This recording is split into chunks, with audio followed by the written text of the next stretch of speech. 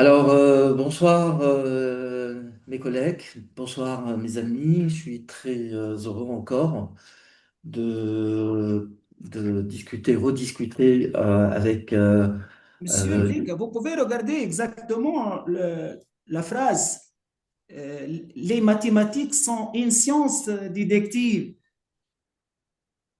Euh, Partant de certaines prémices, elles parviennent par un processus rigoureux de déduction aux différents théorèmes qui lui constituent. Donc, c'est avant, je crois, avant cet extrait, qu'il oui. s'oppose à la thèse kantienne qui fonde la géométrie essentiellement sur la forme a priori de l'intuition de l'espace.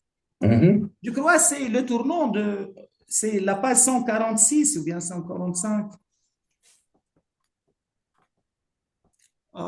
Mais j'ai la copie D'accord. anglaise, la copie anglaise. Vous avez la Euh, copie justement. Oui. tu parles de quel livre exactement? Parce que tu parles du livre de Denis Vernon, La philosophie mathématique de Russell, ou tu parles Oh d'autre non, chose? non, désolé, j'ai fait la confusion avec Ah, l'introduction à la d'accord. philosophie mathématique.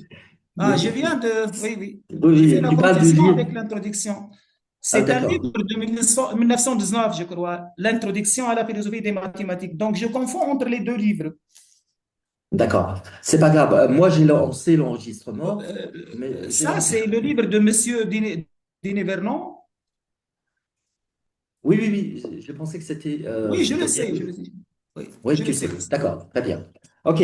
Alors, comme j'ai dit, je suis très heureux, chers collègues, je suis très heureux d'accueillir de nouveau Saad Armani qui va nous exposer un peu son travail.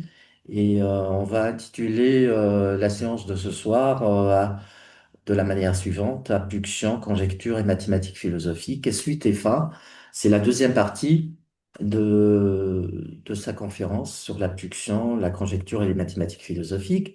Alors ce soir, il va ça, et bon, je vais quand même le présenter encore une fois. C'est un chercheur postdoctoral et c'est un enseignant de mathématiques et c'est un diplômé aussi en philosophie. Il a euh, une licence de philo et un master et un doctorat en philosophie à côté de ses diplômes en mathématiques.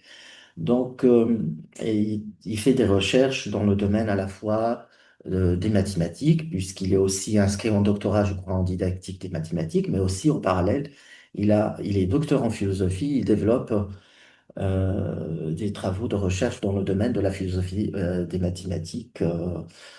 Voilà. Donc, il a publié énormément, il a publié, republié, réédité presque des ouvrages chez deux ou trois éditeurs de 2023 à 2025. Donc, il a travaillé et publié sur la crise des fondements et sur la critique russellienne de Kant, dans le domaine des mathématiques toujours.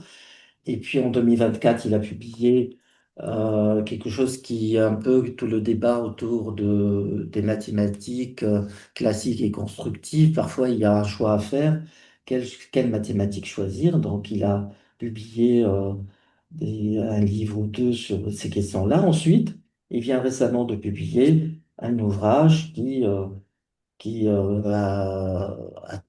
la question de l'abduction en mathématiques ou l'usage des méthodes abductives en mathématiques, et il développe ce qu'il appelle une philosophie des mathématiques, enfin, pardon, une des mathématiques philosophiques. Alors ce soir, il va d'abord continuer ce qu'il a déjà exposé dans la première partie. Il va essayer de montrer comment l'abduction, comment la méthode ou les méthodes abductives mettent en œuvre enfin, les idées des trois grands philosophes qu'il a cités, c'est-à-dire Socrate, Aristote et Kant, ce qu'il appelle la triade philosophique, donc comment l'abduction va mettre en œuvre cette triade philosophique. Ensuite, il va nous montrer, à partir des pratiques mathématiques elles-mêmes, comment les méthodes abductives opèrent. Donc, ce sera vraiment le contenu de sa conférence ce soir.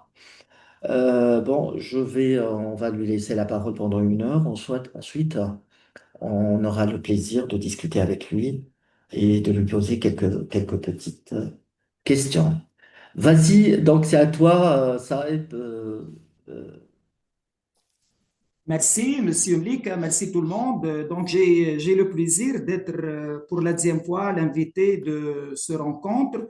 Je reprends donc le dernier point de l'autre fois sur la prolifération des mathématiques conjecturelles et spéculatives. Donc, je commence par un extrait qui revient à John Mason. Donc, il disait que les conjectures sont comme des papillons. Lorsqu'une passe, il y en a généralement beaucoup d'autres juste derrière. Donc, l'histoire et la pratique des mathématiques relèvent que les conjectures ne se contentent pas de surgir ponctuellement, elles foisonnent de façon quasi inévitable. Cette prolifération n'est pas un hasard, mais une caractéristique structurelle de l'activité mathématique qui s'ouvre presque toujours par la détection des régularités ou des phénomènes récurrents. Donc, les mathématiques progressent par la découverte de régularités issues de l'observation. Avant qu'une preuve formelle ne soit établie, ces régularités se traduisent en conjecture. C'est l'abduction qui permet à une telle régularité de prendre la forme d'une conjecture en anticipant sa possible démonstration. Le décalage temporel entre la formulation d'une conjecture ou bien d'un pré-théorème et sa démonstration peut parfois s'étendre sur des siècles, comme le montre l'exemple célèbre du théorème de Fermat, qui a résisté donc à la démonstration durant 3 siècles. Partant des aperçus de cet état actuel des mathématiques et de la prolifération des conjectures, je suggère l'existence d'une forme de mathématiques non démonstrative en plein essor que j'appelle mathématiques philosophiques. Celles-ci sont constituées de résultats conjecturés, donc divinés par la spéculation intuitive, puis structurés sous forme d'hypothèses explicatives via l'abduction. C'est ce qu'on a expliqué l'autre fois. Donc, mais ces résultats conjecturés ne sont pas encore démontrés. Je désigne donc par mathématiques philosophiques l'ensemble des pratiques mathématiques orientées vers la découverte plutôt que vers la validation formelle. Outre les mathématiques techniques rigoureuses, déductives, achevées, démonstratives, qui correspondent à la phase de justification, il y a des mathématiques philosophiques plausibles, fluides, c'est-à-dire qui sont faits avec des normes fluides et non pas des normes rigides codifiées par les normes logiques. Donc, ce sont des mathématiques assouplies, abductives, en devenir, incomplètes, en train de se faire, libres en quelque sorte, heuristiques et surtout humanistes, qui correspondent à la phase de découverte. Donc, je résume ce rappel face à l'influence ambivalente de la prolifération des conjectures dans toutes les branches des mathématiques sur la pratique et la rigueur mathématique. Je propose l'existence de mathématiques conjecturelles, c'est-à-dire de mathématiques abductives, puisque l'abduction constitue l'ingrédient essentiel de la naissance des conjectures. Ce point était éclairé donc l'autre fois. Par conséquent, on peut également parler de mathématiques philosophiques dans la mesure où l'abduction opérationnalise trois traits philosophiques historiques. D'abord le questionnement socratique, puis l'attitude systématique aristotélicienne fondée sur l'universalité de la pensée et finalement la quête consciente de clarification des sens. Donc, reste alors deux questions centrales. Comment l'abduction opérationnalise la triade philosophique historique mentionnée? D'autre part, comment ces méthodes abductives se manifestent-elles concrètement dans les pratiques mathématiques de façon que cette triade philosophique est opérante dans la pratique des mathématiques?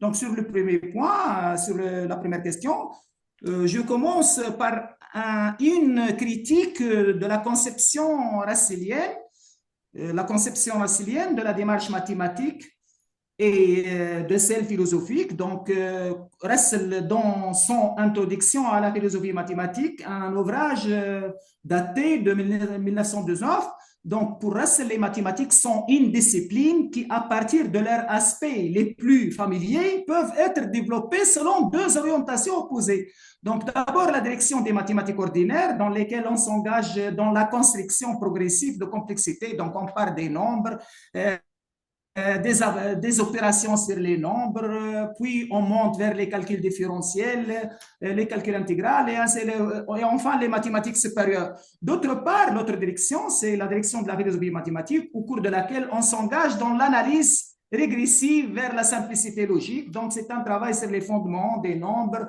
l'analyse des concepts qui sont à la base des mathématiques, aussi les justifications des axiomes. Donc, voilà, là, un extrait, donc l'extrait suivant exprime éloquemment cette idée. Donc, je ne vais pas lire le texte, mais Mhm. ça se trouve donc sur la première page de l'introduction à la philosophie mathématique, donc le livre de 1919. Donc, voici une capture. Si vous lisez, donc c'est clair, je crois, la première direction est écrite en vert, avec la couleur verte, et l'autre avec la deuxième couleur. Donc, j'ai distingué les deux voies. Et donc, voici une capture d'écran de cet extrait issu de la première page. Donc, c'est la page 1, 2. Donc, j'ai cherché ensuite à en proposer une illustration graphique afin de mettre en évidence la distinction, voire l'opposition entre mathématiques et philosophie telle qu'elle ressort clairement de ce texte. L'essentiel donc de cette, vous pouvez regarder l'illustration graphique, l'essentiel à retenir ici est que la philosophie mathématique et les mathématiques ordinaires ont deux sens diamétralement opposés. Donc, le sens monté vers le haut, c'est le sens des mathématiques ordinaires, là où on procède à partir des axiomes vers les théorèmes. Donc, on procède par déduction. La question, c'est que peut-on déduire? La droite dirigée avec un sens dirigé vers le bas, c'est la philosophie des mathématiques, là où la question, c'est vient à déduire, donc à chercher les premières causes et les premiers principes. Et donc, je vais revenir sur ce point. Donc, j'ajoute chez Russell la direction constructive des raisonnements et déductive, tandis que la direction régressive est analytique ou abductive dans mon lexique. Hein. Il souligne que c'est précisément lorsqu'on emprunte cette voie analytique que l'on on entre sur le terrain de la philosophie. L'usage de cette méthode régressive situe alors l'enquête du côté du contexte de justification des axiomes, plutôt que de celui de la démonstration proprement dite. Russell le rattache explicitement donc ce travail de clarification et de fondation des axiomes à la philosophie des mathématiques. Donc, je cite Russell, c'est le fait de poursuivre cette direction opposée des qui caractérise la philosophie des mathématiques par opposition aux mathématiques ordinaires. Donc, c'est aussi sur la page, je crois, c'est sur la page 1-2. La capture écran donc éclaire cette idée. Pour lui, l'application des méthodes et des propositions établies est ce que caractérise les mathématiques ordinaires. Donc, dans les mathématiques ordinaires, on applique des méthodes conventionnelles et des propositions établies. Il définit les mathématiques ou bien la pratique mathématique de cette manière, comme étant l'application des méthodes conventionnelles et des propositions établies. En revanche, ce qui distingue la philosophie des mathématiques, la philosophie mathématique, et non pas des mathématiques, la philosophie mathématique, c'est son approche intellectuelle. Elle s'intéresse avant tout aux principes sous-jacents et aux fondements des mathématiques, qu'à la simple application des méthodes conventionnelles. Donc, je cite encore une fois, la distinction donc n'est pas de nature matérielle, mais d'état d'esprit du chercheur. Dans le chapitre 14 intitulé Incompatibilité et la théorie de la déduction, donc du même ouvrage, Russell soutient que les mathématiques relèvent fondamentalement d'une science déductive, requérant un cadre logique strict. Donc, il pousse cette thèse du déductivisme mathématique beaucoup plus loin, comme en témoignent les extraits signalés en vert. Donc, vous pouvez voir, les mathématiques sont une science déductive partant de certaines prémices. Elles parviennent par un processus rigoureux de déduction ou différents théorèmes. Donc, le deuxième extrait va dans le même voie. Donc, dans le chapitre, donc, je peux passer sur tout ça. Dans cette perspective, le Mhm. savoir mathématique se caractérise par sa dérivation exclusive à partir des prémices établies au moyen de la déduction logique. Par ailleurs, Russell précise que la philosophie mathématique vise à analyser les concepts fondamentaux qui forment la base mathématique. C'est sur la première page toujours de l'introduction à la philosophie mathématique. Ainsi, ce qui différencie la philosophie mathématique des pratiques mathématiques traditionnelles réside dans son orientation théorique. Elle se concentre principalement sur l'élucidation des principes sous-jacents et des structures conceptuelles fondamentales plutôt que sur l'application des méthodes conventionnelles et des propositions préexistantes. Donc, justement, l'application des méthodes conventionnelles et des propositions préexistantes constitue l'activité principale des pratiques mathématiques. Or, cette idée, c'est-à-dire la définition de la philosophie mathématique et la définition des mathématiques et la distinction faite par Russell entre les deux est, à mon avis, discutable. De mon point de vue, la voie analytique au cours de laquelle les hypothèses, les principes généraux, les schémas sous-jacents, l'ordre caché derrière les situations chaotiques et les enchevêtrements et les structures du simulé sont mis au jour et examinés. Et tout ça est également exploré dans les pratiques mathématiques traditionnelles. Donc, je passe à la limite donc, de la conception russellienne. Avec Russell, je soutiens que le mathématicien n'est pas intéressé par la justification des axiomes, mais en le réinterprétant et en l'actualisant, j'affirme que le mathématicien, dans des contextes initiaux de découverte, face à l'inconnu et à la complexité, est concerné par la recherche des hypothèses, voire des principes généraux et des idées générales, permettant de reconnaître des schémas sous-jacents ou de discerner des structures de similés susceptibles d'expliquer ce qui est troublant dans une question particulière.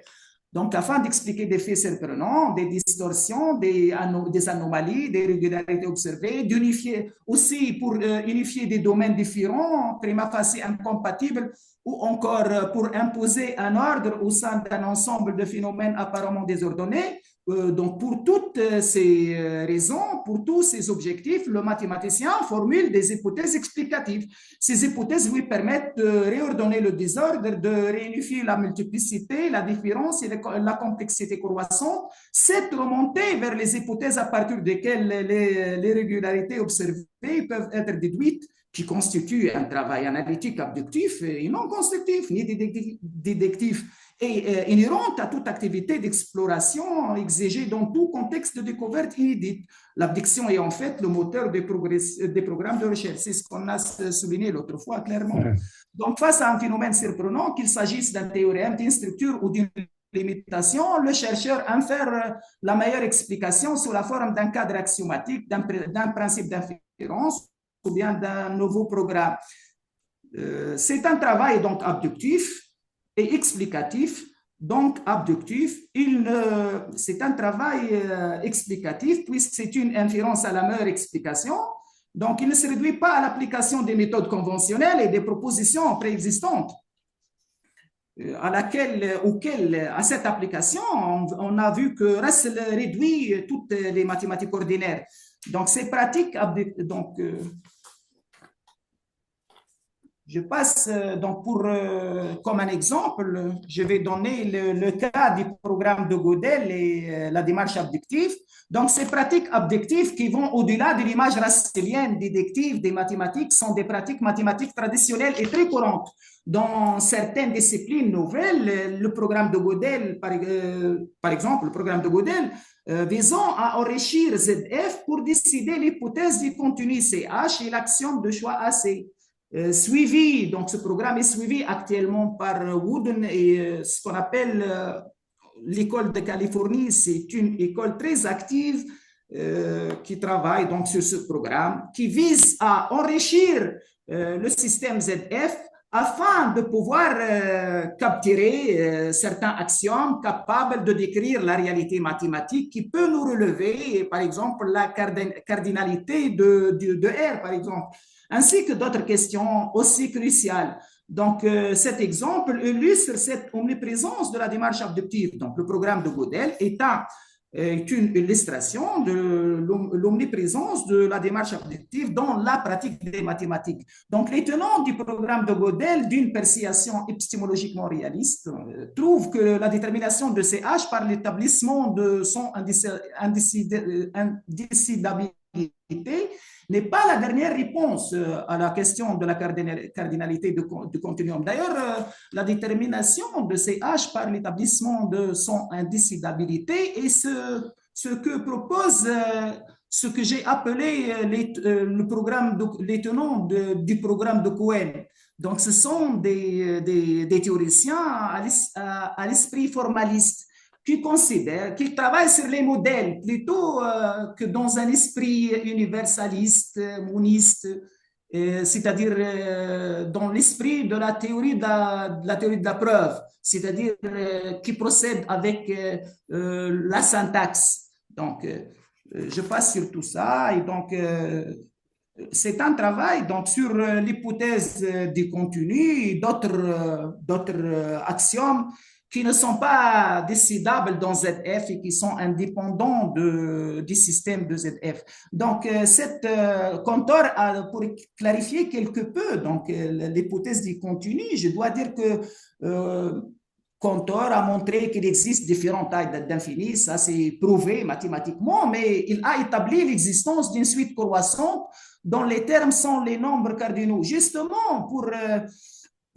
imposer en quelque sorte cette hiérarchie, il a utilisé, donc il a supposé l'hypothèse du continu, c'est-à-dire il a supposé que le cardinal C de R, qui vaut 2 puissance Aleph 0, donc Aleph 0 c'est la première lettre de l'alphabet hébreu, donc Aleph. Donc, le cardinal de R, c'est prouvé que ça vaut 2 puissance Aleph 0. Avec Aleph 0, c'est le cardinal dit d'innombrable n, c'est-à-dire le nombre des nombres entiers, des entiers naturels. Donc, ça, c'est prouvé, mais ce que Cantor a postulé, c'est que cette cardinalité C représente le deuxième nombre transfini qui vient, selon lui, juste après LF0. Donc, il a postulé qu'il n'existe pas donc un ensemble infini intermédiaire entre le dénombrable n et l'infini indénombrable R. R est le premier, donc il postule que R est le premier ensemble infini indénombrable. Et N0, Alf0 et Alf1 sont des nombres cardinaux parce qu'ils répondent à la question combien. Donc, quand on rappelle Aleph, la première lettre de l'alphabet hébreu, tous ces cardinaux transfinis, mais à chacun, il ajoute un indice, indiquant sa place dans la séquence, c'est-à-dire la suite. Donc, d'ailleurs, justement, c'est dans le but d'imposer cette hiérarchie rigide à la structure des cardinaux infinis que l'axiome de choix était implicitement introduite. Donc, Cantor a implicitement utilisé l'axiome de choix pour établir cette rigidité, pour imposer cette rigidité sur l'hiérarchie des nombres transfinis. Bien entendu, l'axiome de choix n'est pas tolérant vis-à-vis l'ordre des ensembles transfinis. La stratification de l'univers de tous les ensembles obtenus par itération transfinie de l'opération d'ensemble de puissance, c'est le travail de Gödel, en constituant donc l'hiérarchie cumulative, tient de façon que tout est à sa place. Donc, grâce à l'axiome de choix, tout nombre transfini prend sa place et il n'y a aucune chance de jouer, de varier la mesurabilité ou l'épaisseur du continuum. Comme faisant les théoriciens à l'esprit formaliste, on va voir ça. Donc, ils vont déplacer donc C, c'est-à-dire la cardinalité de R, grâce à la technique de forçage. N, c'est-à-dire C plutôt, C peut être égal à le premier, égal à alif 1 ou bien alif 2 ou bien n'importe quel nombre transfini. On va voir ça. Donc, l'axiome de choix, donc, il faut pas. Donc, je passe sur tous ces points. Donc, dans le programme de Gödel, donc au lieu de se demander sur ce qui peut être défini et déduit de ce qui est supposé au départ, Donc, au lieu de tout ça, c'est-à-dire au lieu de commencer par CH, par l'hypothèse du continuum, les théoriciens se demandent plutôt quelles sont les idées les plus générales et quels sont les principes les plus généraux qui peuvent être trouvés et en fonction desquels ce que a été notre point de départ, c'est-à-dire CH, peut être défini et déduit.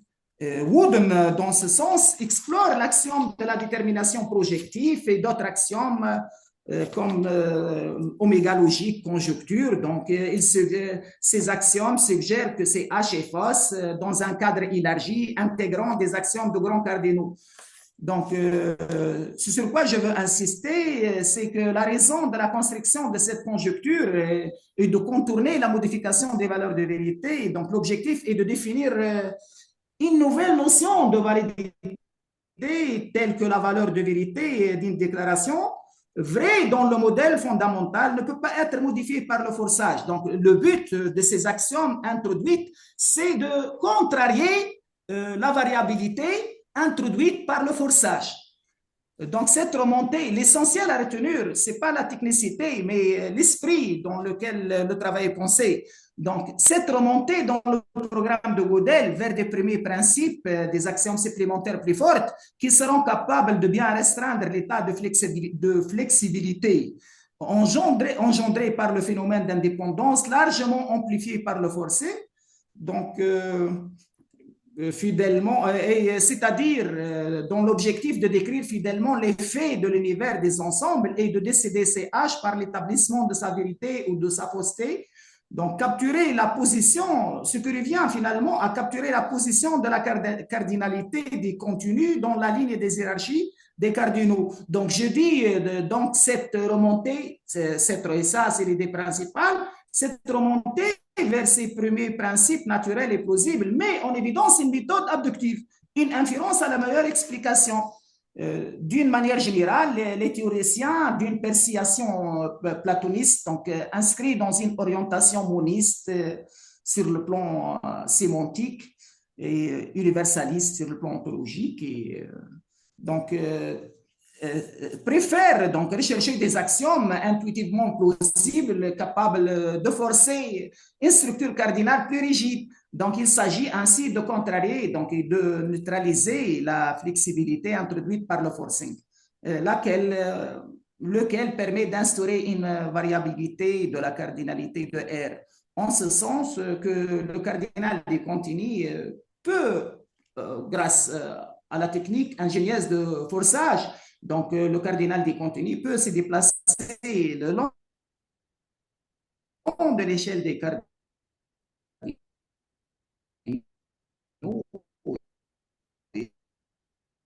finis. Donc, ce sur quoi je veux insister, c'est que les programmes, disons, à dépasser l'indécidabilité de ces H par l'enrichissement de cette F, illustrent les limites de cette séparation racilienne aiguë entre les mathématiques donc, entre les mathématiques et quoi? Entre les mathématiques vues comme un travail poursuivi de manière constructive vers une complexité croissante, en passant des concepts familiers comme les entiers à des mathématiques plus avancées. Et donc, et la philosophie des mathématiques vue comme un travail poursuivi de manière analytique vers une abstraction plus grande. Donc, examinons les principes fondamentaux et les définitions sous-jacentes. Donc, je viens de rappeler la définition racilienne des mathématiques et de la philosophie des mathématiques et de sa distinction entre les deux. Donc, le programme de Gödel visant à dépasser cette indécidabilité et illustre les limites de cette séparation, car cette analyse des concepts permet déjà de mieux cerner les limites de l'opposition que Russell trace entre mathématiques et philosophie, en montrant que cette frontière est moins tranchée qu'il ne le suggère.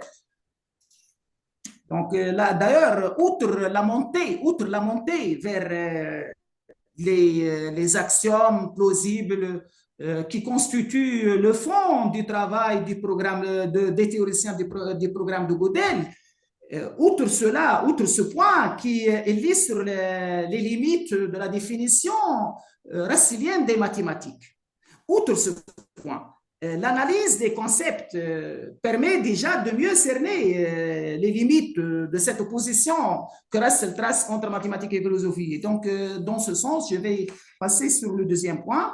Comme montre le programme de Gödel, donc l'analyse des concepts d'infini, de l'appartenance ou de celui d'ensemble est indispensable pour pouvoir délimiter les axiomes capables de capturer fidèlement les propriétés de ces concepts. Cette analyse permet de dissiper donc l'opacité autour de notre intuition assez vague sur le concept d'infini. Donc, dans cet esprit, d'ailleurs, il faut dire pour Gödel, la solution systématique, et là, je cite Gödel directement. Donc, pour Gödel, la solution systématique des problèmes mathématiques est possible. Via quoi? Via une analyse des concepts qui y apparaissent.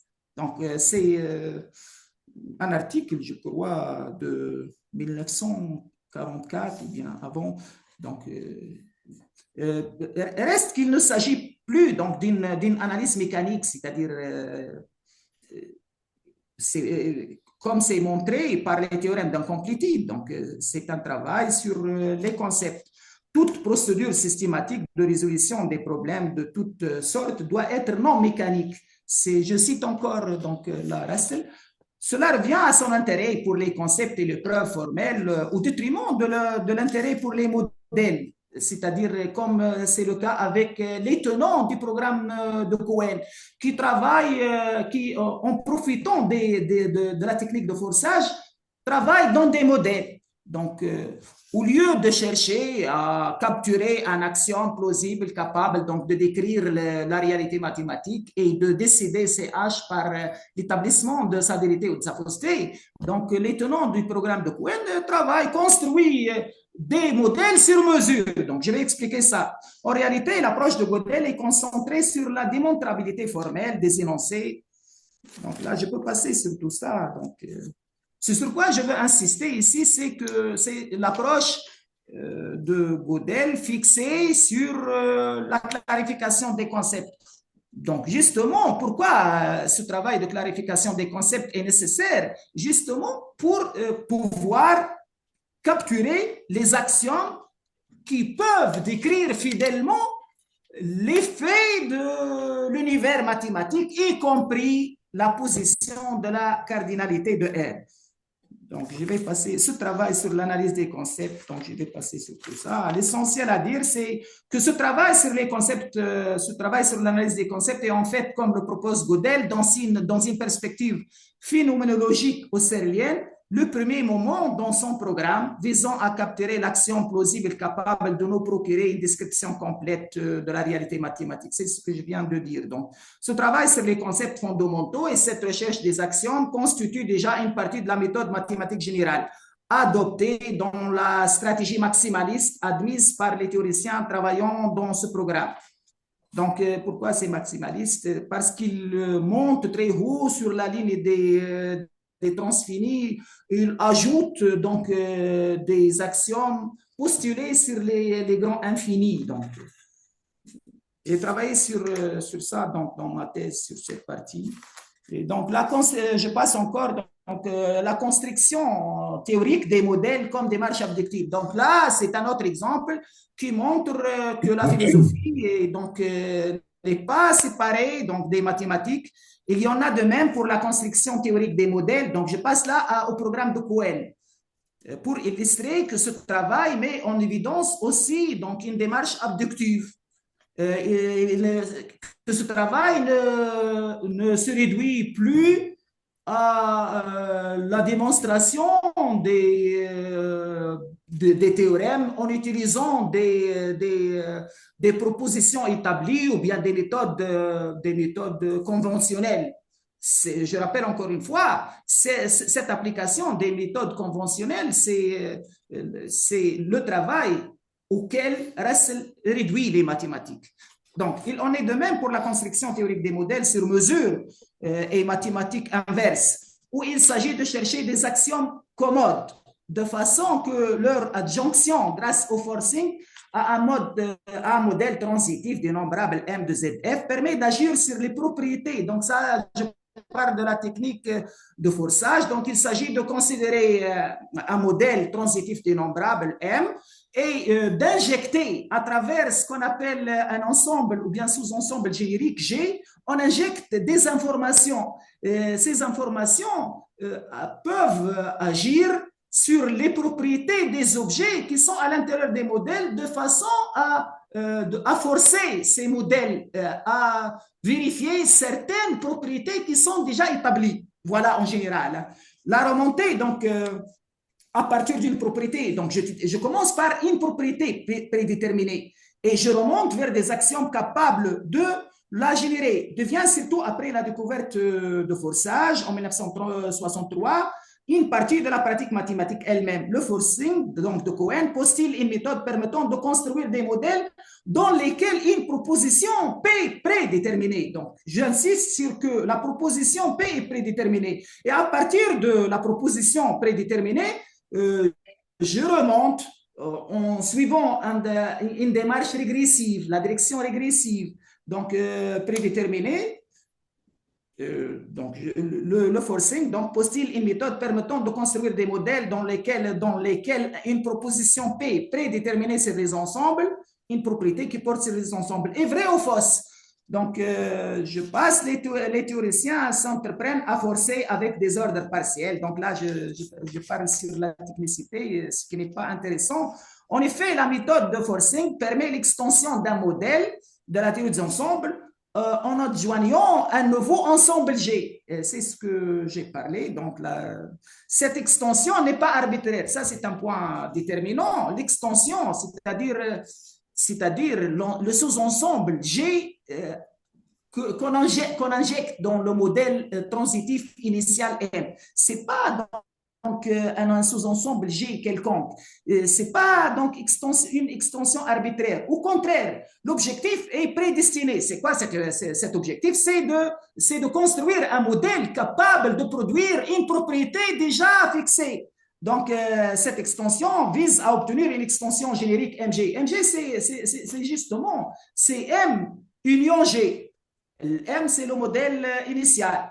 Le modèle initial, c'est le modèle transitif initial, dénombrable, donc bien sûr, auquel j'ajoute un sous-ensemble G, c'est-à-dire un sous-ensemble de classe ou d'ensemble plus grand que le modèle transitif, bien sûr, et jouissant d'une propriété, et jouissant de propriétés, c'est-à-dire informations bien déterminées. Ce sont quoi les informations bien déterminées? Ce sont les informations qu'on le met dans le sous-ensemble générique G pour l'introduire à MG. Donc, pour que le modèle final MG réalise ces informations et ces propriétés. Donc, pour forcer le nouveau modèle construit à vérifier une propriété prédéterminée. C'est pour cette raison que je l'injecte donc à travers l'ensemble générique, donc je l'injecte des informations, des propriétés qui sont bien déterminées pour arriver à ce modèle voulu, à ce modèle visé. Donc, ils sont dites des conditions de forçage. Donc, c'est la raison pour laquelle la construction d'un nouvel objet se fait progressivement. Donc, je passe sur tout ça. Ce filtre G, est choisi de façon qu'il contienne autant de nombres. Donc là, tout ça, c'est pas intéressant. C'est sur quoi, justement, je veux insister, c'est que dans ces constructions théoriques des modèles, on construit des modèles génériques sur mesure. J'insiste bien, sur mesure, pour satisfaire des propriétés prédéterminées. Donc, on ne commence pas par un axiome, puis on passe à un théorème. Là, je fixe déjà le résultat, je fixe l'objectif, la propriété. Et cela en injectant via le forcing des axiomes, les axiomes de forcing, des informations bien choisies, comme je viens de dire, dans le modèle transitif initial. On peut, par exemple, jouer justement et varier la mesurabilité ou l'épaisseur du contenu. Donc, je peux transposer C, c'est-à-dire la cardinale de R, de façon à ce que C soit égal à n alif 1, ou bien comme suggère l'hypothèse du continu, ou bien alif 2, ou bien alif 1000, ou je peux faire tout. Donc, on fixe donc d'abord l'emplacement du nombre transfini, c'est-à-dire C, puis on lui attribue un rang. Je choisis par exemple C, c'est-à-dire 2 puissance alif 0. Je suppose que c'est le nombre transfini dont le rang est 90. Et qu'est-ce que je fais? Donc, je fixe cette propriété, c'est-à-dire je fixe que C égale LF 90. Puis, je cherche les axiomes de forcing à injecter au modèle afin que ce modèle produise cette propriété, cette égalité. Et je peux changer, on peut refaire le même travail pour construire un modèle dans lequel C, la cardinalité de R égale LF 910 par exemple. Mais bien sûr, là, il faut adjoindre à M d'autres actions de forcing qui devraient vérifier cette nouvelle égalité, c'est-à-dire la propriété établie. Comme il est clair, on peut fixer. Donc, je passe sur tout ça. Oui, donc, le temps passe aussi. Donc, est-ce que tu peux un peu conclure? On va aller vers la conclusion, Saad. Euh,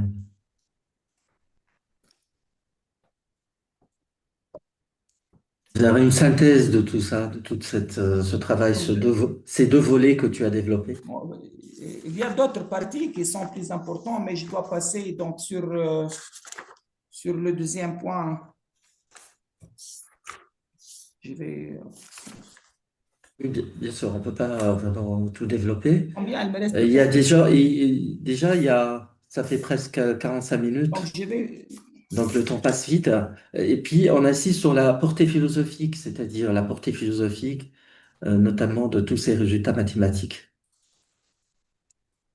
Et comment, enfin, le Donc, philosophique je vais chercher le deuxième. surgit du cœur même des pratiques mathématiques. Ça, c'est intéressant, ce qui distingue, d'après ce que tu as dit, ta démarche de celle de Russell, par exemple, et qui advient euh, euh, proche, qui se montre proche de tout le travail accompli par Gödel. Parce que nous avons avec nous ce soir surtout des philosophes. Alors, nous avons Ashraf, bienvenue Ashraf. Donc, nous avons avec nous des philosophes et qui sont intéressés surtout par un peu la dimension philosophique de tout ce travail qui est génial, qui est intéressant, bien sûr. Et il ne reste pas beaucoup de temps.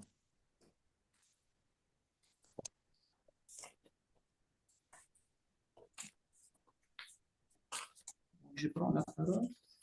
Je vais passer donc Bien sûr, excuse-moi d'avoir interrompu. je vais passer sur l'autre partie. Donc, Ah oui, ça c'est intéressant. Oui. le point le plus crucial, le point le plus crucial, c'est comment la tripartition philosophique socratique aristotélicienne conscienne est intrinsèque à la pratique abductive. Donc, comment l'abduction Exactement. opérationnalise la triade philosophique historique mentionnée. Donc, dans la démarche ordinaire, donc je vais passer directement, je crois, sur dans la démarche ordinaire du mathématicien, celui-ci procède par déduction en passant des axiomes au théorème, c'est du moins l'image classique. Donc, on le se fait de l'activité mathématique. Toutefois, le travail effectif du mathématicien commence par une phase d'exploration. Les mathématiques progressent d'abord par la découverte de régularités et d'observation. Donc, tout commence par une surprise, un étonnement, un émerveillement, une interrogation, une mise en doute des préjugés qui banalisent les faits observés, une prise de distance à l'égard des habitudes qui naturalisent les phénomènes de similarité, de régularité, d'anomalie ou de désordre. Donc, cet étonnement constitue le moteur de la recherche de la vérité et une remise en question de l'évidence et de la banalité. Dès lors, et c'est ça le deuxième point, dès lors, lorsqu'on met en question un fait, une anomalie, et que l'on cherche à identifier les principes plus généraux à partir desquels ce phénomène pourrait être défini ou dérivé, la méthode mobilisée n'est plus déductive, mais abductive. Il en va de même que lorsqu'on remet en cause les irrégularités ou bien le désordre apparent. En effet, dans tous ces cas, au lieu de déduire des conséquences à partir d'actions données, on en fait par abduction des principes les généraux. Et donc, ce sur quoi je veux insister, c'est se pose donc la question suivante. Comment peut-on caractériser précisément cette méthode abductive? D'abord, la mise en question des régularités observées relève de l'option questionnante socratique de la philosophie. Ensuite, la recherche des principes les plus généraux à partir desquels ces régularités peuvent être comprises relève de l'option métaphysique aristotélicienne.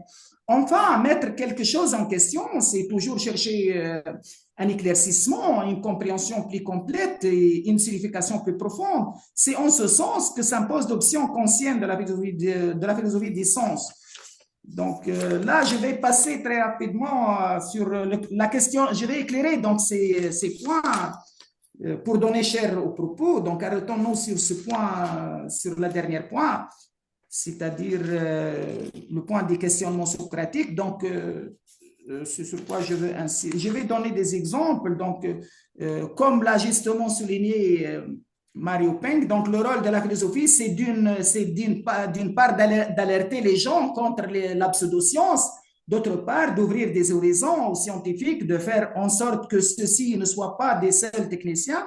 Donc, ce rôle d'alerte commence par une attitude systématique d'indépendance à l'égard des traditions et des préjugés, ainsi que par le questionnement des hypothèses et des certitudes. Socrate inaugure donc dans la tradition grecque l'idée que la pensée authentique commence par la mise en question de ce qui est admis. Dans les dialogues de son élève, je veux dire Platon, il ne propose pas des théories positives, il interroge, déstabilise, fait émerger l'ignorance là où l'on croyait savoir. Ce geste maïtique repose sur une forme d'abdiction implicite. Face à une réponse convenue, Socrate explore les conséquences absurdes ou contradictoires qu'elle entraîne et infère qu'une autre hypothèse serait plus cohérente. Cette démarche se retrouve justement dans les mathématiques lorsqu'on interroge les axiomes eux-mêmes.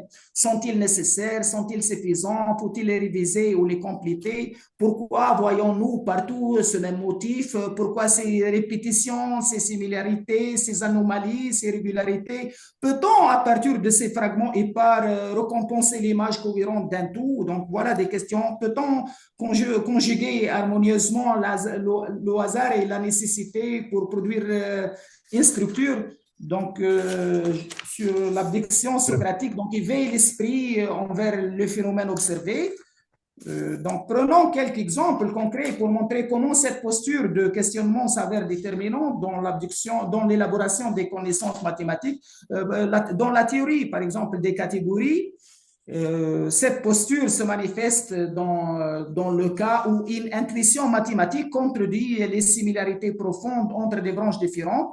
Dans ce cas, en mettant en question l'évidence trompeuse du particularisme, du localisme structurel des mathématiques, c'est-à-dire l'irréductibilité et la contextualité des structures propres, le théoricien des catégories, par exemple, infère par abduction que la meilleure explication des similarités profondes entre différentes branches des mathématiques réside dans l'hypothèse de l'existence de structures universelles, objets libres, ce qu'on appelle les adjonctions. Donc, la géométrie non plane consiste à notre exemple.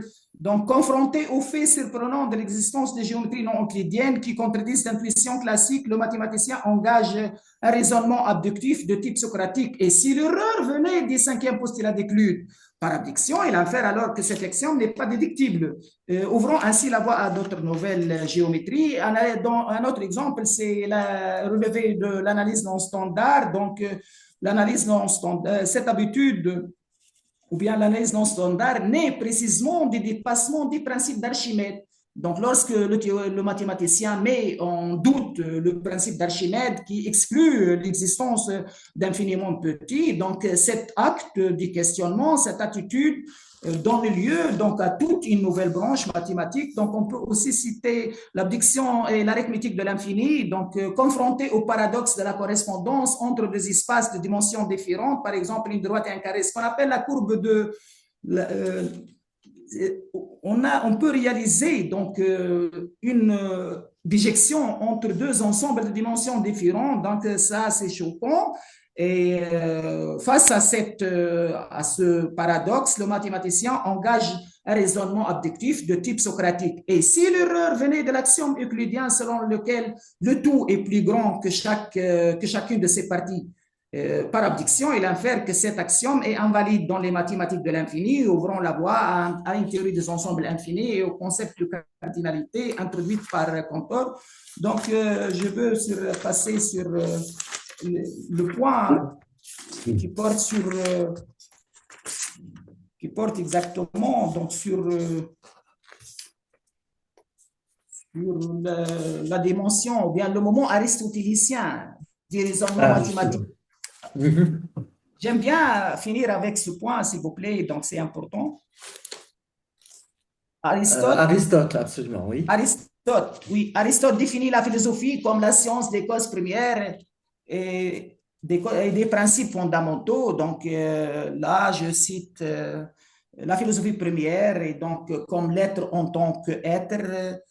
Dans sa recherche des causes premières, donc Aristote définit la science comme la connaissance par les raisons nécessaires. Elle ne se contente pas d'enregistrer les faits, je parle de la science, hein. Elle cherche à en expliquer l'ordre. Ce geste correspond à une abduction orientée vers la reconstruction systématique. Là, donc c'est un extrait de la métaphysique, livre Alpha, je crois, le livre Alpha, oui, Alpha. oui. Donc, Alpha. ce geste correspond à une détection orientée. Donc, les deux captures d'écran issues respectivement du livre alpha et du livre gamma de la métaphysique expriment donc de manière éloquente ce geste abductif qui remonte des faits vers leur cause ultime explicative. Donc, dans le contexte mathématique, justement, ce type d'abduction se manifeste dans la curiosité des mathématiciens qui sont pétris de cette volonté donc d'aller chercher la vérité. Le raisonnement mathématique engage un moment proprement aristotélicien dans le mesure où il vise l'identification des causes, des formes, des structures. Donc, je vais donner des exemples. Le premier exemple, c'est vous passez l'abduction aristotélicienne et la suite de Fibonacci. Donc, lorsqu'un mathématicien observe différentes suites numériques comme vous pouvez regarder donc, sur l'écran, il identifie par abduction la relation Fn plus 2 égale Fn plus 1 plus Fn. Donc, chaque nombre égale la somme des deux précédents. Donc, qui sous-tend les deux suites, soit la fameuse suite de Fibonacci.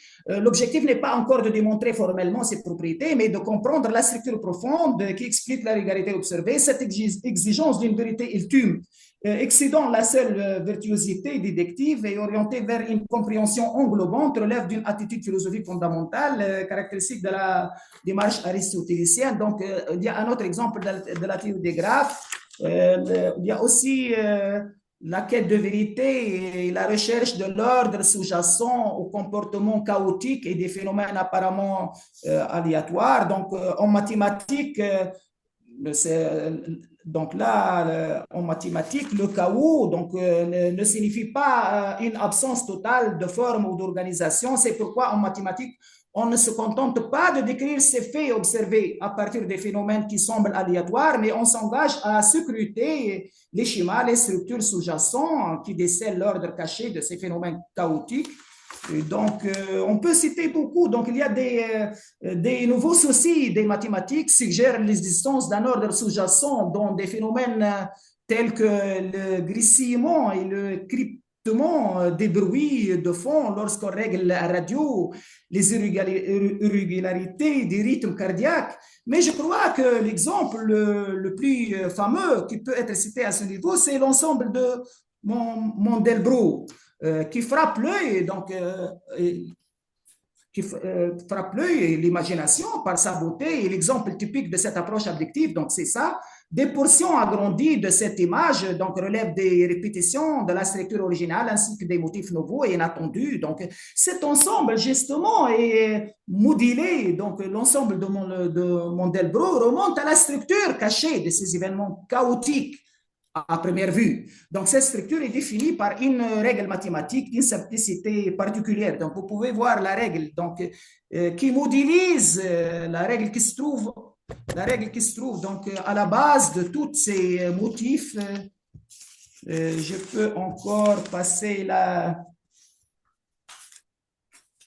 Donc, la dernière chose à dire, c'est justement le programme, je crois que je dois passer par la dernière, le programme de Longland et la quête d'unité. Donc, c'est un programme très développé en mathématiques et qui montre et illustre cette abduction aristotélicienne. Donc, un autre cas paradigmatique de cette abduction aristotélicienne est le programme de Longland relativement à un mathématicien canadien. Donc, ce programme est une vision ambitieuse proposant des liens entre des domaines mathématiques apparemment éloignés. Donc, il vise à unifier des vastes domaines de mathématiques, essentiellement la théorie des nombres, la géométrie et l'analyse. Donc, par un raisonnement analogique, donc abductif, il établit des correspondances structurelles profondes entre des théories a priori distinctes. Ce raisonnement analogique dont il repose est d'une puissance exceptionnelle. Donc, c'est sur quoi je veux insister, c'est que ce programme de l'angle illustre peut-être mieux que tous les autres la visée unificatrice des mathématiques contemporaines. Il rassemble des domaines a priori éloignés, théorie de nombres, analyser tout. Par ce mouvement, justement, d'unification, le programme de l'angle peut être interprété comme une réactivation au cœur des mathématiques contemporaines de la quête aristotélicienne d'une vue englobante, en manifestant le désir métaphysique d'une connaissance universelle, où chaque domaine particulier s'intègre dans un ordre rationnel commun, où tout s'emboîte parfaitement, comme disait Robert Long lui-même. Donc, en fait, ce programme de la grande théorie unifiée de tout, selon les mots de Long, incarne une attitude systématique aristotélicienne de l'universalité de l'esprit. Cette théorie de la grande unification rappelle sans doute l'attitude métaphysique de la recherche systématique d'une vision fondamentale fixée sur être en tant qu'être, entendu ici dans le sens de l'être commun à tous les êtres mathématiques, donc voire à toutes les structures mathématiques.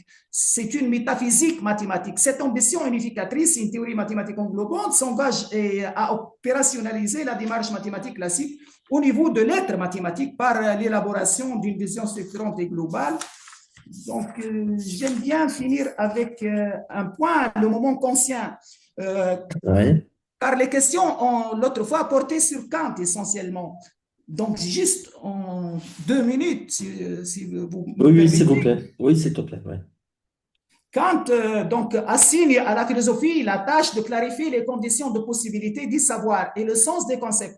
Dans la critique de la raison pure, il ne cherche pas à découvrir des vérités empiriques ni des principes métaphysiques absolus, mais à élucider les conditions de possibilité de la connaissance elle-même. Ça, c'est connu pour tout le monde. Donc, ce geste critique consiste à réfléchir sur les cadres formels, espace-temps, les catégories sans lesquelles l'expérience ne serait pas pensable. Il s'agit d'interroger les conditions de possibilité. Donc, la philosophie n'est pas un instrument pour ça. Je cite ici Kant, la philosophie n'est pas un instrument pour étendre la connaissance, mais une discipline destinée à la critique de la raison elle-même, en vue de déterminer le sens et les limites de son usage. Ce geste, justement, critique est également objectif. C'est ce que j'ajoute. Donc, en ce qu'il cherche à expliquer, non à déduire ni à induire la possibilité cherche à expliquer la possibilité de la connaissance par la recherche de ces conditions ultimes. Et d'ailleurs, toute la critique de la raison pure était conçue pour rendre compte de la possibilité des jugements synthétiques a priori. Mon travail de master, justement, a porté sur cette partie. Donc, quand partons d'un fait surprenant, c'est quoi ce fait? C'est la synthéticité et la prioricité des jugements mathématiques, c'est-à-dire, selon Kant, bien sûr, les jugements mathématiques sont des jugements synthétiques a priori. C'est contradictoire en quelque sorte. Si on revient à la définition de Leibniz, par exemple, remonte par une inférence vers donc partant de ce fait de surprenant, Kant remonte par une inférence vers la meilleure explication à une théorie qui fonde respectivement l'arithmétique et la géométrie sur les deux formes a priori de la sensibilité, à savoir l'intuition du temps et de l'espace. Maintenant, le raisonnement mathématique abductif comporte ce moment conscient en ce qu'il répond à une exigence de sens et d'intelligibilité globale. Il ne s'agit plus seulement d'identifier des structures locales, mais de déterminer si celles-ci peuvent s'intégrer dans un cadre conceptuel. Le mathématicien cherche en fait à savoir l'hypothèse proposée et permet non seulement d'expliquer un phénomène isolé, mais aussi d'organiser un champ entier de résultats, d'ouvrir de nouvelles perspectives. Donc, la suite, je reviens aussi encore une fois sur l'exemple de la suite de Fibonacci. Donc, ça, de même, dans un exemple de la théorie de graphes, la compréhension c'est quelque peu technique, mais ce sont des exemples qui montrent que l'abdiction ne vise pas uniquement la vérité locale d'une hypothèse. L'abdiction mathématique ne vise pas uniquement la vérité locale d'une hypothèse, mais sa capacité à conférer une intelligibilité d'ensemble à une portion significative du domaine mathématique. C'est en ce sens qu'elle incarne une quête de sens comparable à celle que Kant attribuait à la raison. Non pas la simple accumulation de résultats, l'efficience, la maîtrise technique, mais l'orientation systématique de la connaissance vers la clarification des sens et la compréhension complète. Donc là, je donne encore exigence consciente de clarification de sens, se manifeste aussi dans le programme de recherche, dans la théorie actuelle des ensembles. Ici, les conditions, justement, ici, les conditions de possibilité prennent la forme d'une analyse fine des notions. Je viens de citer le travail de Gödel sur les concepts d'infini, d'ensemble. Donc, les conditions de possibilité prennent la forme d'une analyse fine de notions utilisées. Donc, transposée aux mathématiques, cette attitude consciente donne lieu à une abdication régularatrice où l'on explore non pas ce qui est, mais ce qui rend possible l'énonciation du vrai. C'est le cas du programme de Gödel et du programme de Cohen, là où on part donc d'une propriété, d'un énoncé, et on cherche quelles sont les conditions possibles pour l'énonciation de la vérité de cette propriété. Donc, l'exigence d'interroger les conditions de possibilité prend ici la forme d'inférence abductive. Ce type d'inférence est substantiellement lié à la compréhension, à l'explication. Cet aspect donc, de l'abduction trouve son incarnation paradigmatique dans la méthode de forçage. Le forcing n'explique pas simplement pourquoi CH est indépendant de ZF. Enfin, Cohen a construit deux modèles différents, dont l'un CH est vrai et dont l'autre CH est faux et fausse. Et donc, il a montré que CH est indépendant, mais le forçage va au-delà de tout ça. Au-delà, donc il cherche le pourquoi, il met en lumière la dépendance des vérités mathématiques au cadre conceptuel, c'est-à-dire le modèle dans lequel ils sont formulés. L'abduction, ici, devient un instrument de réflexion sur la relativité structurelle de la vérité, en passant au modèle, donc. Et sur la modalité, les modalités de la stabilisation, cela dit l'exigence consciente de la clarification des sens, des compréhensions et d'interrogation des conditions de possibilité prend la forme d'une analyse fine des notions comme celle des nombres, des cardinals et tout, et leur portée sur les axiomes qui capturent et décrivent fidèlement ces notions. Les discussions sur la nature des modèles génériques dans le forcing ou sur la signification des grands cardinaux dans le programme de Wooden relèvent explicitement donc, de cette clarification conceptuelle. Par exemple, le programme de Wooden s'entreprend d'exhiber des nouveaux axiomes puissants. Il cherche à formuler un critère intrinsèque de justesse pour l'hypothèse du contenu, à comprendre ce que signifie dans un sens conscient l'universalité de la nécessité des vérités mathématiques dans un cadre élargi. C'est une entreprise profondément critique au sens conscient, dans le sens qu'elle s'interroge sur la légitimité des jugements portés dans des cadres non canoniques, c'est-à-dire des cadres non standards, des cadres artificiels en quelque sorte. En mathématiques, nous cherchons toujours à atteindre une compréhension complète, donc une clarité et tout ça. Je crois que dans ce travail de conclusion, donc, je propose un nouveau terme mathématique philosophique. Je distingue des mathématiques techniques. Cette distinction n'implique pas, et ça c'est un point important, cette distinction n'implique pas une division du travail des mathématiciens. Si elle devrait être intégrée à la formation des étudiants, c'est pour des raisons pragmatiques liées à l'amélioration des compétences d'exploration et des apprenants. Il ne s'agit pas donc c'est-à-dire de mettre cette distinction entre mathématiques et philosophique sous une forme institutionnelle et de faire des mathématiques philosophiques une discipline à part entière. Tout ça, loin de tout ça, au contraire, j'affirme que l'aspect philosophique est essentiel aux fonctions normales des mathématiques et que séparer les mathématiques techniques et que séparer les mathématiques techniques reviendrait à les stériliser. De l'autre côté, les mathématiques philosophiques dépendent des mathématiques techniques et ne peuvent pas se séparer. La démonstration doit faire partie intégrante de tout programme de mathématiques qui vise comme il se doit à refléter les mathématiques elles-mêmes et le rôle important de la démonstration. Les démonstrations servent donc, outre de démontrer la vérité, sert aussi à produire des sous-produits. Donc, chaque démonstration a des sous-produits. Elle permet d'ouvrir des nouvelles perspectives et des nouvelles données inattendues, donc issues de la spéculation.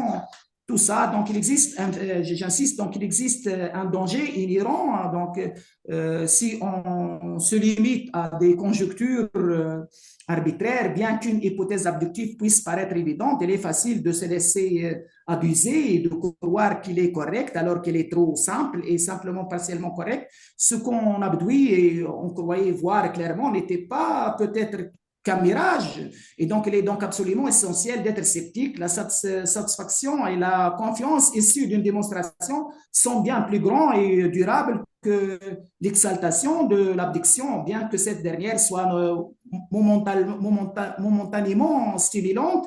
La satisfaction de la confiance découle d'une justification convaincante, sont plus longues et plus durables. Je ne soutiens pas une opposition habituelle entre philosophie, entre philosophique, c'est-à-dire abductif, spéculatif d'une part, et technique, c'est-à-dire démonstratif et déductif. Cette opposition est inacceptable car je n'envisage pas la démonstration mathématique comme un rejet de la spéculation et l'abduction ou la conjecture, mais plutôt comme un guide pour la vérification prudente de l'exploration intelligible des phénomènes réalisés par ces procédures heuristiques. Il y a donc une collaboration entre la spéculation et la rigueur. Je crois que Et ce sera vraiment le mot de la conclusion. Merci beaucoup, Saïd, pour ce grand travail que tu es en train de faire. Bien sûr, tu peux pas partager tout. On doit un peu lire un peu ce que tu publies. J'espère que tes livres seront enfin disponibles. Et puis on pourra les lire et puis en discuter, et puis encore dans d'autres occasions, etc.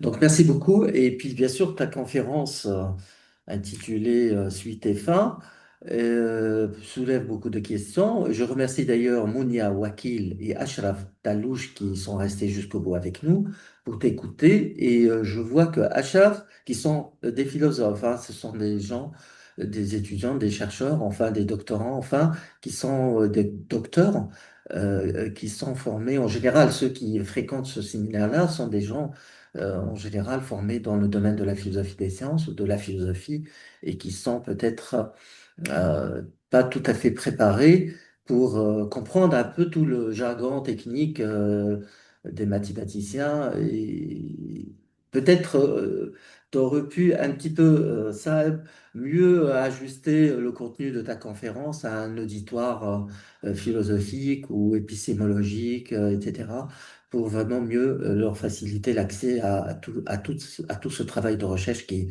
est bien sûr exceptionnel. Donc il y a donc Ashraf Talouche. Merci Ashraf d'être avec nous ce soir et merci d'avoir posé une question. Il a une question. Je ne sais pas si tu peux prendre la parole directement à Ashraf et poser tes questions à Saad. Alors, on peut lire dans le chat ce que je vais faire. J'espère ne pas appuyer. Alors, je voudrais d'abord remercier, etc., le docteur Saeb Lamami pour cette conférence très riche et stimulante, et, etc.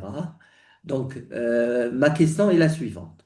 À partir des exemples que vous avez présentés, peut-on dire que le progrès mathématique commence toujours par une remise en question de ce qui paraît évident avant de s'établir dans la démonstration? Et il a une autre question sur Kant. Alors, il dit, Ashraf, dans la mesure où le raisonnement abductif cherche surtout à donner du sens et à assurer une intelligibilité globale, peut-on dire que le moment conscient consiste moins à produire de nouveaux résultats mathématiques qu'à clarifier les conditions qui rendent ces résultats possibles et intelligibles, c'est-à-dire Kant en tant qu'il forme la triade philosophique base de tes mathématiques philosophiques, ça.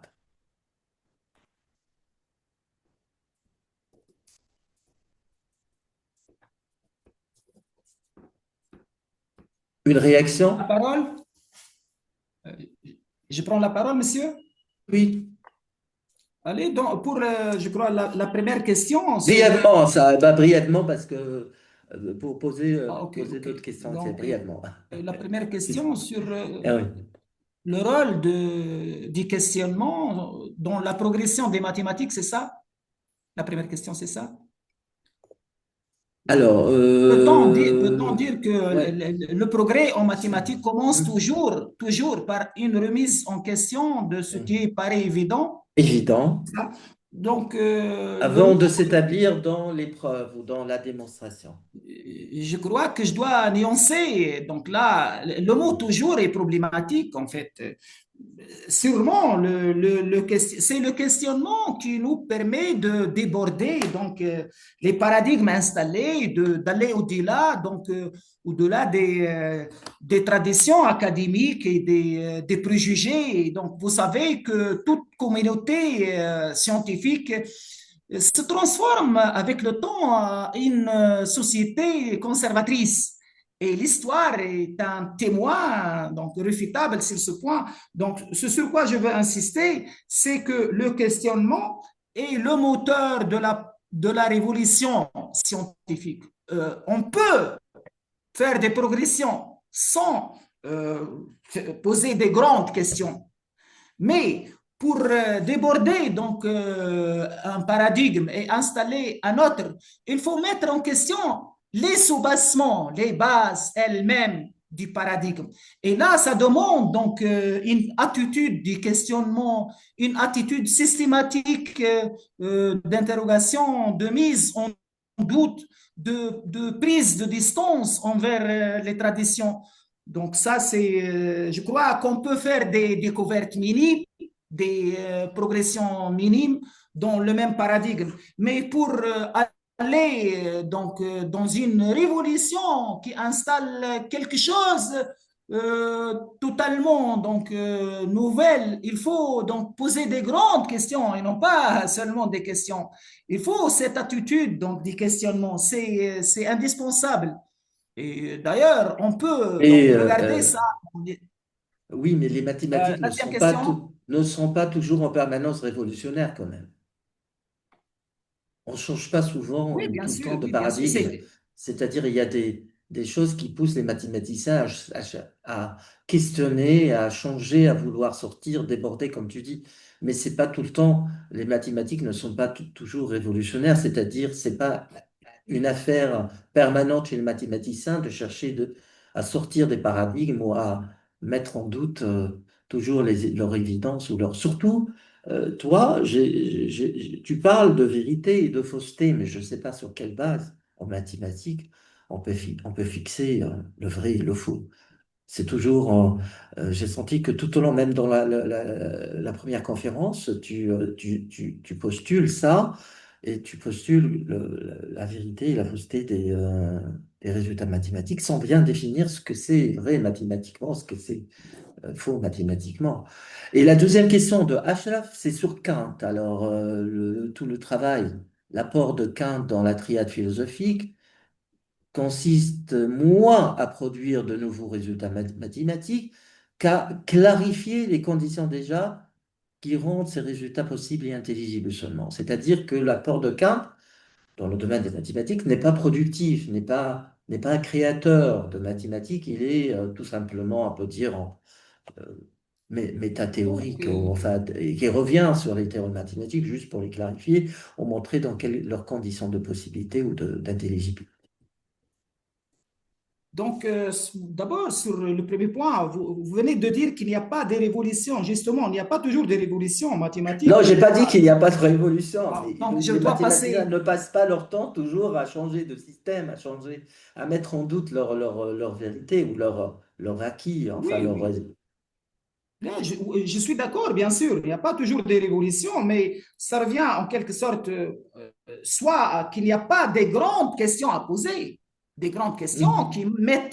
qui peuvent mettre donc en doute ce qui est installé, ce qui est déjà établi, ou bien qu'il n'y a pas justement des grands mathématiciens capables de poser des grandes questions. Et là, c'est important, car ce que je relève donc dans les sciences et dans la philosophie, c'est une double crise dont j'ai parlé l'autre fois. Donc la crise de la stagnation scientifique en quelque sorte. Il y a des découvertes minimes, donc nous n'avons pas des découvertes qui ont détourné, donc qui ont installé des nouveaux paradigmes, donc des découvertes qui se trouvent toujours sur la même ligne. Donc, et donc, d'autre part, nous avons la marginalisation de la philosophie. Donc, là, pour moi, je considère que la motivation des options philosophiques qui sont latentes et sous-jacentes et présentes dans la science peut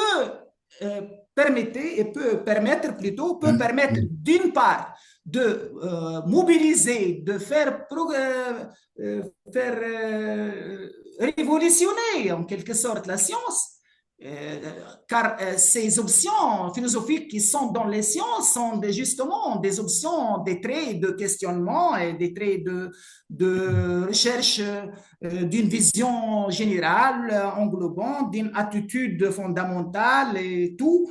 Et d'autre part, en faisant justement prouver cet intérêt, cette fonction, cette utilité de la philosophie pour les sciences, donc je peux en quelque sorte montrer que la philosophie ne doit pas être marginalisée dans les programmes On d'enseignement est et tout dans... à fait d'accord. Tout à fait d'accord. C'est-à-dire, il y a cette tendance chez des scientistes, des scientifiques, des mathématiciens, de se démarquer un peu de la philosophie, en dévalorisant même, en mettant de côté comme si les mathématiques n'ont rien à voir avec la philosophie, avec des démarches philosophiques. Tu as prouvé ce soir et puis dans ta conférence de l'autre jour que, au contraire, on peut vraiment parler de mathématiques philosophiques. Mais attention, là, il faut pas mathématiser la philosophie non plus. C'est-à-dire ce que peut-être tu as fait dans le cas avec Aristote, peut-être dans le cas d'Aristote, où tu as vraiment valorisé le rôle de l'abduction chez Aristote. Et puis tu as allé jusqu'à parler d'une métaphysique mathématique, ou bien tu as défini, tu as réinterprété de façon personnelle tout le projet d'une philosophie première ou d'une science de l'être en tant qu'être comme étant un projet pour une mathématique, enfin une intelligibilité globale qui, de souche mathématique, c'est pas le cas, parce que on sait très bien que le statut un peu des êtres mathématiques chez Aristote est complètement dégradé ontologiquement et épistémologiquement. C'est pas le modèle d'Aristote du tout, les mathématiques. Mais je comprends, c'est bien. Donc il faut faire attention, être prudent du côté des mathématiciens, ne pas marginaliser la philosophie, c'est bien. Mais aussi il faut faire attention du côté des philosophes, de ne pas trop se prendre, comment on dit, la grosse tête et de dire, bah, moi, tout est philosophique. Et Pour, comme modèle ton interprétation d'Aristote. C'est-à-dire, moi, dans la triade philosophique que tu as présentée, Aristote, c'est quelqu'un qui a séparé la logique des mathématiques. C'est quelqu'un qui a séparé la physique des mathématiques. C'est quelqu'un qui, justement, il a voulu fonder une philosophie première, c'est-à-dire le nom de métaphysique n'existait pas parce qu'il est venu après, mais une philosophie vraiment, on ne sait pas exactement ce qui allait advenir de cette philosophie première. C'est pas une mathématique métaphysique, ou c'est pas une théorie de l'individu global, mais c'est une, finalement, il s'est avéré, si on lit bien les spécialistes, les experts d'Aristote, comme Pierre Aubin, c'est une théologie astrale, finalement. C'est une théologie astrale qui n'a rien à voir avec les mathématiques. Mais bon, c'est très bien ce que tu fais. Tu interprètes personnellement des fragments d'histoire de la philosophie, tu essayes de les intégrer dans ton projet tout à fait raisonnable et tout à fait recevable. Mais parfois, comme on doit, du côté des mathématiciens, laisser plus de place à la philosophie, au doute, à cette volonté de transgresser ce qui est établi, ce qui n'est pas établi vers autre chose, et toutes ces ouvertures qu'on peut faire dans les tissus mathématiques par le biais justement, le truchement de l'abduction, de la conjecture, de l'hypothèse, etc. Ça, c'est très bien, mais de l'autre côté, il faut pas on peut dire, donner aux mathématiques, comme ce qui était le cas chez des philosophes, comme, je ne sais pas qui, par exemple, Leibniz ou Descartes, etc., ou même peut-être un certain degré Platon, on va donner aux mathématiques une dimension beaucoup plus large, beaucoup plus grande qu'elle ne l'est vraiment. Exemple aussi, on peut dire les frères en pureté, Ikhwan Safar, ou les frères de la pureté, ou les pythagoriciens de façon générale, ils vont voir que tout a été structuré mathématiquement ou arithmétiquement et que le livre, si on revient aussi un peu à Galilée, mais ça reste à interpréter, le livre de la nature est écrit en langage mathématique et c'est par le biais des mathématiques qu'on va bien sûr mais c'est pas tout à fait, ça veut pas dire que les mathématiques sont dans les choses ou les phénomènes physiques sont, sont exprimés dans le langage des mathématiques. Peut-être les choses sont beaucoup plus compliquées que ça dans les rapports entre physique et mathématiques et philosophie, bien sûr. Et tout ça, ça peut être éclairé à partir de Duhem, par exemple, à partir et le rôle des modèles, de la modélisation, etc. C'est très important pour bien fixer ces rapports-là. Oui, monsieur, Euh, certainement. Oui. il y a bien sûr d'autres questions, mais peut-être là, dans le chat, il y a autre chose. Alors, on va revenir à Ashraf, peut-être, ou à... Alors, Ashraf, je vous remercie vivement pour ces explications claires et très enrichissantes. Merci à toi, Ashraf Talouche, à Monia aussi, d'être encore parmi nous, avec nous, à côté, aux côtés de ça, pour vraiment profiter de ça. Parce que c'est très, très intéressant. C'est un travail tout à fait, on peut dire, original et qui n'a pas assez qui n'est pas assez défendu dans les milieux académiques, universitaires, arabes. J'aurais bien espéré, on organisera d'autres rencontres, ça, on aura avec nous des experts, des gens qui sont vraiment bien formés dans le domaine de la philosophie des mathématiques pour discuter de ton travail. Bon, malheureusement, ce soir, on n'a pas assez de monde pour aller un peu loin. Et je te laisse ça réagir si tu as quelques réactions par rapport à ça.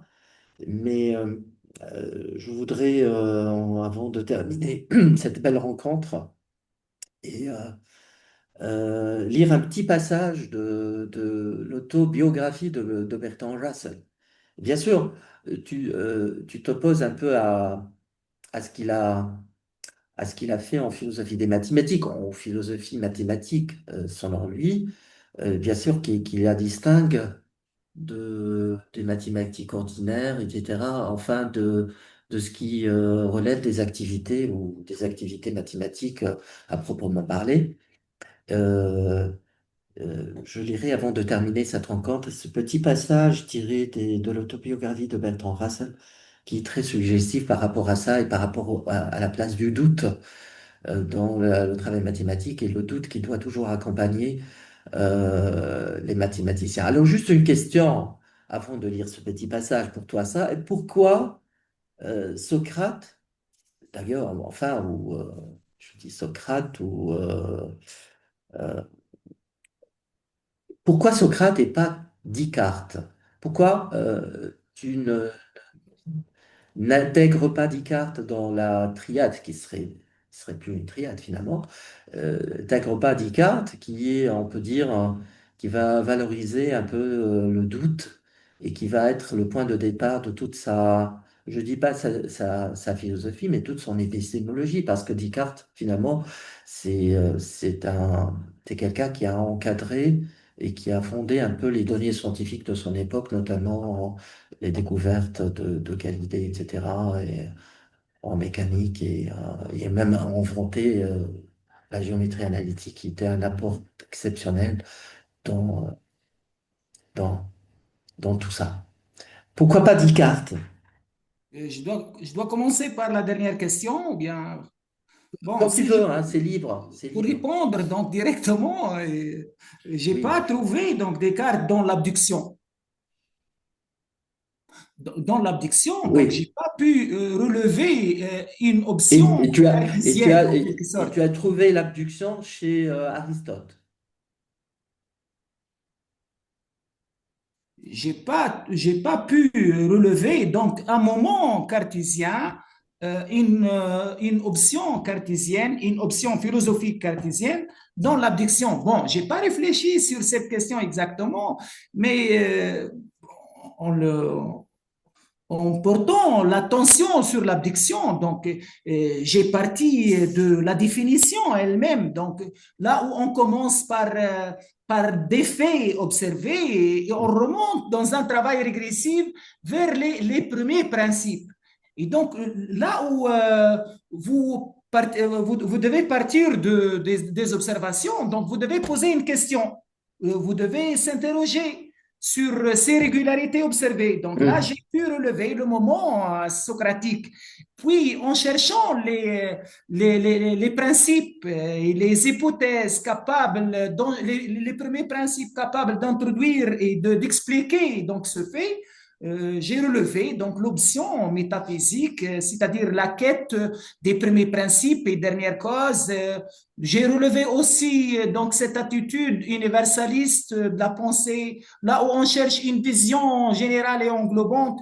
Mais peut-être que j'ai pas une grande connaissance sur Non, non, mais Descartes. c'est pas, non, mais je crois que c'est un choix délibéré, je comprends tout à fait.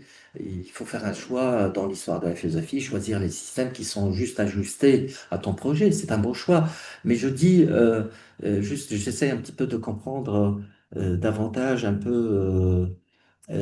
Par exemple, chez Aristote, je crois que ce qui est mis en valeur, les gens qui sont familiers à la logique, à l'organon, tout ça, ce qui est mis en valeur surtout, c'est un peu le modèle inductif et déductif à la fois. C'est-à-dire la logique aristotélicienne, c'est une logique inductive et déductive, hein. Donc, et c'est bien dit explicitement. Et puis, ça reste le modèle, c'est le modèle démonstratif, c'est-à-dire finalement le modèle qui est bien explicité par Aristote dans le traité des analytiques, des seconds analytiques. Et donc, l'abduction, vraiment, mais elle n'est pas bien, bien présente dans le système, enfin, dans la façon avec laquelle Aristote structure les schémas d'inférence, les schémas. L'abduction, elle est beaucoup plus liée, je crois, à tout un travail, je crois, d'interprétation et un peu ce qui trouve, c'est un travail qui trouve son excellence chez surtout les sémioticiens et notamment, je crois, beaucoup de sémioticiens travaillent sur l'abduction et bien sûr, ceux qui travaillent dans le raisonnement scientifique, ils voient un rôle important.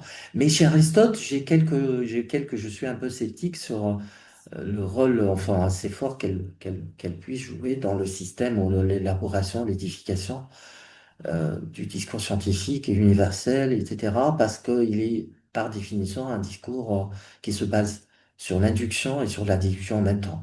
Il y a ce va-et-vient toujours chez Aristote entre l'inductif et le déductif.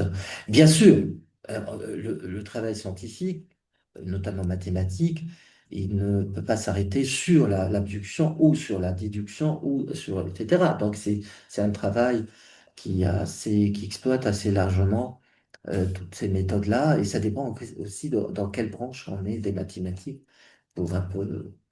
Et donc, c'est à peu près les petites remarques que je peux un peu formuler à l'égard de ton projet, qui est bien sûr original, et que je t'encourage à le défendre et à le réaffiner de plus en plus pour pouvoir un petit peu résister à quelques objections ici et là, surtout si on se trouve avec des experts, comme c'était le cas hier, on était avec Heisman, et puis on pourra inviter d'autres, on verra, je compte inviter une fois. quelqu'un que tu cites énormément dans sa biographie, qui est très impressionnant par le travail qu'il fait, c'est Lorenzo Magnani, qui est un membre de notre comité scientifique et qui acceptera sans doute notre invitation de venir parler du rôle de l'abduction en sciences et dans le raisonnement scientifique de façon générale. Et je te remercie beaucoup, Assaad. Je remercie tout Ashraf, Mounia et l'autre participant qui sous anonymat. Donc, merci beaucoup, mais je préfère, avant de terminer, il est 20h35, ça fait 1h35 qu'on est là ensemble, je voudrais terminer cette rencontre de ce soir, cette belle rencontre de ce soir avec Saad, avec la lecture de ce petit passage tiré de l'autobiographie de Bertrand Russell, celle qui ouvre le livre de Denis Vernon, La philosophie mathématique de Russell. C'est un livre qui est une référence dans ce domaine sur ces questions-là, qui a été publié chez Vrin en 98. Alors Russell écrit, à 11 ans, j'ai commencé la géométrie avec mon frère comme précepteur. Ce fut l'un des grands événements de ma vie, aussi merveilleux qu'un premier amour. Je n'aurais jamais imaginé qu'il pût exister rien d'aussi délicieux au monde. Quand j'eus assimilé le cinquième théorème, mon frère me dit qu'il était généralement considéré comme difficile, mais je n'y avais trouvé, quant à moi, nulle difficulté. Ce fut la première fois que je soupçonnais qu'il pouvait y avoir en moi quelques intelligences. À partir de ce moment, jusqu'au jour où Whitehead et moi terminâmes les Principia Mathematica, 27 ans plus tard, les mathématiques furent pour moi le principal objet d'intérêt et la principale source du bonheur. Comme tout bonheur, cependant, celui-là ne fut pas sans mélange.